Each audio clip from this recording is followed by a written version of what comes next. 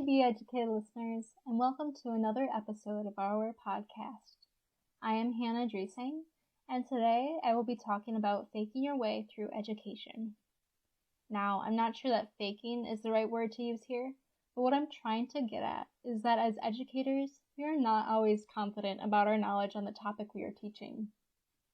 There's only so much background research you can do before a lesson, and even then you can hardly compare yourself to an expert. So, what gives you the right to teach others about something you don't know much about? Brad and I have had some really interesting off-air conversations about imposter syndrome. But rather than diving into the complexities of feeling inadequate, which, by the way, are 100% valid from a teaching perspective, I want to give you some strategies that I use when teaching something I do not know much about. When you are lesson planning, one of the most essential steps is setting objectives. These objectives are goals that you want your students to get out of a lesson.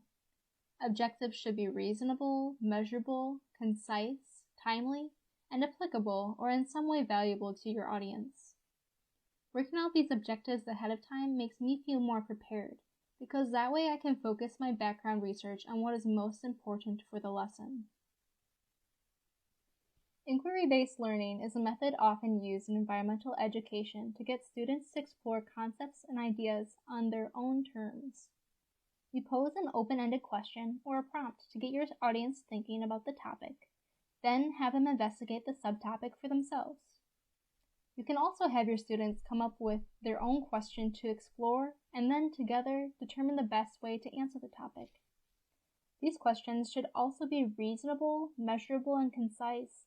But the best part of inquiry-based learning is that you don't need to know the answers. And sometimes there is no single true answer. After investigating these questions, be sure to discuss the students' findings and tie findings together with your own lesson objectives. Another teaching tactic I value is using adaptable, teachable moments. This is particularly useful in environmental education because you can explore an outdoor area and discover new items of interest to talk more in depth about. Don't be frustrated when a student interrupts your lesson to point out a natural object that interests them more, like wildlife that come into view.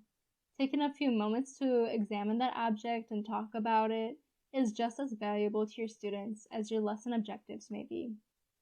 You can even come up with a way to relate the two topics, as everything is connected in our ecosystems. The last teaching tip I'll touch on today is having backup activities and games. Reading your audience and knowing when students are disengaging from your pre-planned activities is important. If they are not attentive and engaged, what are your students getting out of your lesson? Will you still be able to reach your lesson objectives? Instead of forcing it, shift gears and introduce a new, different approach that may hold more interest to your group of students. With kids, this often looks like an active game for me. If nothing else, use the activity as a break from the teaching piece and return to the topic at a later time. Backup games and activities are also useful if you've finished your lesson and have extra time to spare, or as icebreakers and team building opportunities, which are equally as important. Being a teacher can be a hard job. There are a lot of tasks to juggle, material to prepare, information to deliver, unanticipated issues to deal with, etc. You aren't expected to know all of the answers to everything. We aren't experts on every topic, and sometimes we do feel like we have to figure our way through a lesson. And actually, confessing this to your students isn't the end of the world. When you approach teaching as a learning experience from the role of both teacher and student, everyone grows together in a way that can strengthen relationships and build knowledge. In this way, and in many others, the hard job of being a teacher is that much more rewarding. Thank you for listening to another episode of Be Educated.